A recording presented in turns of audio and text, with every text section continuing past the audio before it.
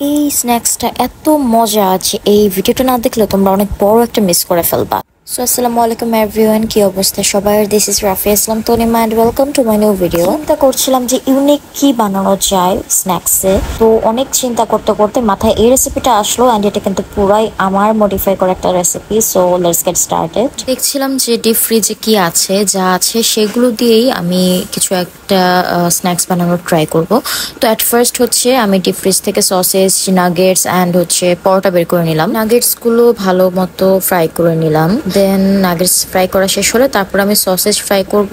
তো সসেজটা অনেকে এমনিতেই ফ্রাই করে, বাট আমি একটু মশলা মশলা করে ফ্রাই করি। দ্যাটস ওয়াই আমি একটু আদা রসুন বাটা আর একটু মরিচ, শুকনো মরিচের গুঁড়াটা দিয়ে দেন আমি ফ্রাই করেছি। ভাজাভাজির কাজ শেষ, এবার জাস্ট পরোটাটা রেডি করা বাকি। ফ্রোজেন পরোটা নিয়েছি, রেডি টু ইট যে পরোটাগুলো থাকে সেগুলো জাস্ট ভাজলেই হয়ে যায়। পরোটাগুলো প্রথমে বেশি করে তেল দিয়ে ভাজা যাবে না, প্রথমে একটু কিছুক্ষণ হয়ে আসলে তারপর অল্প একটু সামান্য পরিমাণে তেল দিয়ে ভাজতে হবে। যদি আগেই তেল দিই তাহলে একদম মুচমুচে হয়ে যাবে। প্রথম পরোটাটা কেমন হয়েছিল আমি কিন্তু দেখালাম, সেকেন্ডটা দেখো এটা আরো বেশি সুন্দর হচ্ছিল। এনিওয়েজ দেন সস রেডি করার পালা। আমি আগে থাকতে এই মেয়োনেজটা বাসায় বানিয়ে নিয়েছিলাম। এটা হোমমেড মেয়োনেজ এন্ড অনেক বেশি টেস্টি মাশাআল্লাহ। তোমরা যদি হোমমেড মেয়োনেজের রেসিপি চাও ডু লেট মি নো, আমি অবশ্যই এটা রেসিপি দিব। এই মেয়োনেজটা কিন্তু খুবই ঘন এন্ড এটা টেক্সচারটা খুবই সুন্দর, তোমরা দেখতেই পাচ্ছ যে এটা টেক্সচারটা কতটা ঘন।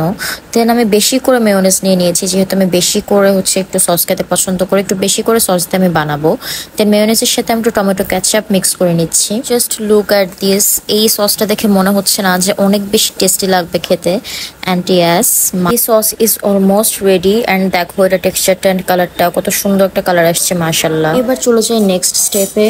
আমি যে নাগেটস অ্যান্ড সসেজ গুলো ভেজে রেখেছিলাম, আচ্ছা সসেজ না, শুধু নাগেটস আর কি। তো নাগেটস গুলো আমি এইভাবে একটা নাইফের সাহায্যে কুচি কুচি করবো। অ্যান্ড ট্রাস্ট মি, কুচি কুচি করার পর তোমরা যদি এখান থেকে মানে একটু নাগেট টেস্ট করো বা খাও, খেতে এত মজা লাগে, ক্রিস্পি অ্যান্ড এত টেস্টি লাগে বলার বাহিরে।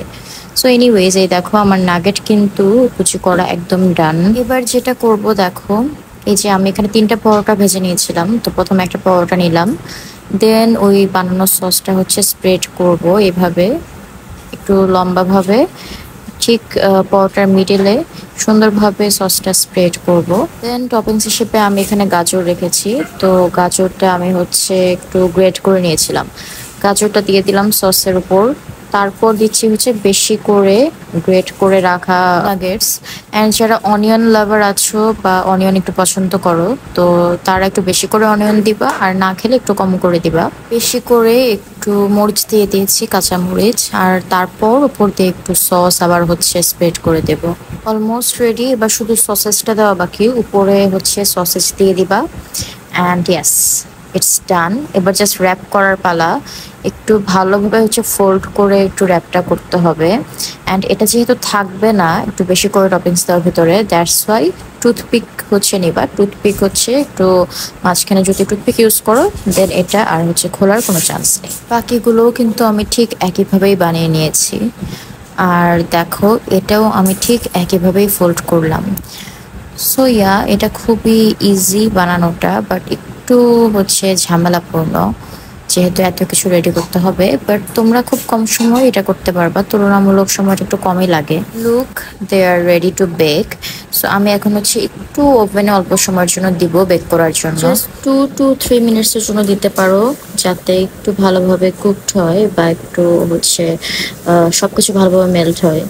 So yeah, this is ready. এটাকে শর্মাও বলতে পারি বা র্যাপও বলতে পারি। এবার চাইলে তোমরা মাঝখান দিয়ে এটাকে কেটে দেন সার্ভ করতে পারো, তাহলে হচ্ছে দেখতে আরো সুন্দর লাগে অ্যান্ড খেতেও ইজি হয়। দেখো আমি একইভাবেই কিন্তু দুইটাই হচ্ছে সুন্দরভাবে কেটে নিয়েছি অ্যান্ড ইয়া ইটস ডান। এটা এত এত এত ইয়ামি ছিল মাশাআল্লাহ মাশাআল্লাহ। এই যে অবশ্যই ফলো দিয়ে দিবেন, ভালো লাগলে লাইক কমেন্ট এবং শেয়ার করতে ভুলো না। Thanks for watching, Allah Hafiz.